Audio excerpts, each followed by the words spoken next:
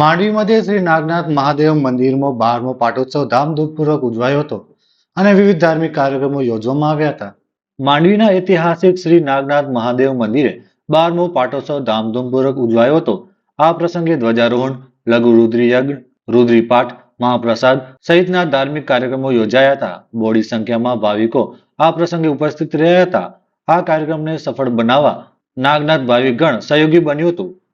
હાલો, મારું નામ બીજલ જગદીશ ઓઝા, નવાપુરા મધ્યે રહું છું.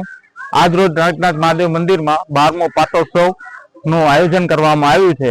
આ આયોજનમાં અમે સૌપ્રથમ અહીંયા યજ્ઞ કરાવીએ છીએ જોડલાઓ દ્વારા, અને ત્યારબાદ દાદાની ધજાનો ચડાવો લેવામાં આવે છે, અને જે ચડાવો જે પ્રમાણે આવે છે એ લાભાર્થી એનો લાભ લે છે. ત્યારબાદ મહાપ્રસાદનું પણ આયોજન કરવામાં આવે છે, અને આ સમગ્ર ટ્રસ્ટીગણ અને નાગનાથ ભાવિકગણ સાથે રહીને બધું કાર્યક્રમની ઉજવણી કરે છે.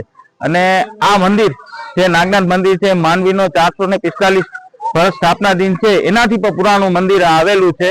અને આ મંદિરનું અત્યારે રિનોવેશનનું કામ ચાલુ છે, જે લગભગ આવનાર 2 મહિનાની અંદર પરિપૂર્ણ થઈ જશે. ત્યારબાદ આનું પણ એક મોટું અમે આયોજન કર્યું છે, જેનું અમે ગોઠવવાના છીએ.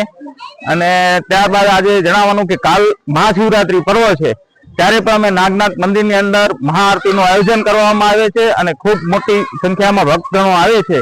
તો મારી સર્વ મહાદેવ પ્રેમી જનતાઓને નમ્ર વિનંતી છે કે કાલે આપણા દેવાધિદેવ મહાદેવનો પર્વ છે, તો સૌ ખુશીભેર એમાં જોડાઓ અને લાભ લઈ અને ખૂબ જ આનંદથી ઉત્સવ ઉજવો, એવી સૌને શુભકામના છે. અને કાલે મહાશિવરાત્રી પર્વની સૌ નાગનાથ ભાવિકગણો વતી અને બધા વતીથી મારી સૌને શુભકામના.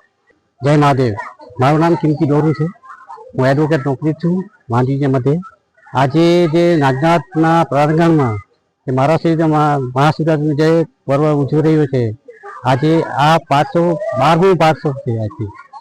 અને અહીંયા મહાશિવરાત્રીના નિમિત્તે બધા જે મહાગણ પધારેલા છે એમનું બધાનું હાર્દિક સ્વાગત છે.